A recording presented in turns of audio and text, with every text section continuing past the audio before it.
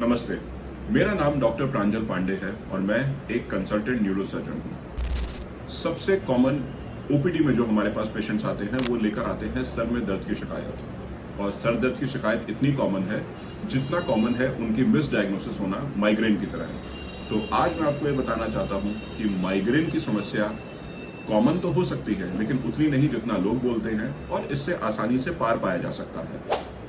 सबसे ज्यादा जरूरी चीज है माइग्रेन के लिए कि लाइफस्टाइल का सही मॉडिफिकेशन हो, जिससे मेरा मतलब है कि आप समय से उठें, नियमित व्यायाम करें, एक अच्छा पौष्टिक आहार लें और समय से रेस्ट करें। अगर शरीर को ये सारी चीजें समय से मिल रही होती हैं तो फिर ब्रेन भी एक ऑप्टिमल फंक्शनल हेल्थ में रहता है और माइग्रेन की समस्या कम हो सकती है। दूसरी बात, अगर आप blood pressure, diabetes, hyper cholesterol या एंजाइटी ऐसी समस्याओं से पीड़ित हैं तो ध्यान रखिए, ये सारी दिक्कतें इंडिविजुअली या फिर कलेक्टिवली आपके माइग्रेन को प्रेसिपिटेट कर सकती हैं या फिर केवल सर में दर्द को भी बढ़ा सकती हैं।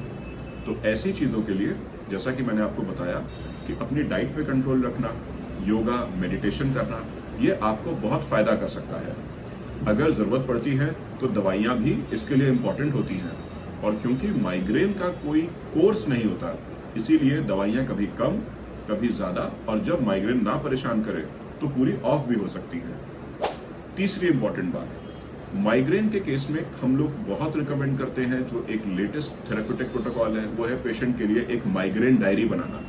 माइग्रेन डायरी में हर पेशेंट को उसको हफ्तों के कितने दिन, महीने में कितने हफ्ते या साल में कितने महीने किस तरीके से कितनी बार दर्द होता है ये उसे नोट करना होता है, क्योंकि माइग्रेन ना होने को कभी नहीं होगा और अगर हो रहा है तो इतना तेज होगा कि शायद पेशेंट को उल्टियां तक आने लगे।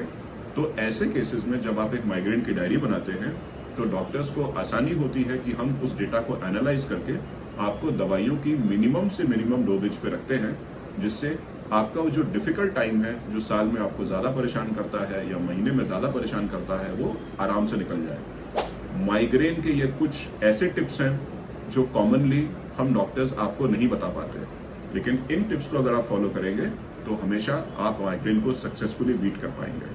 Thank you.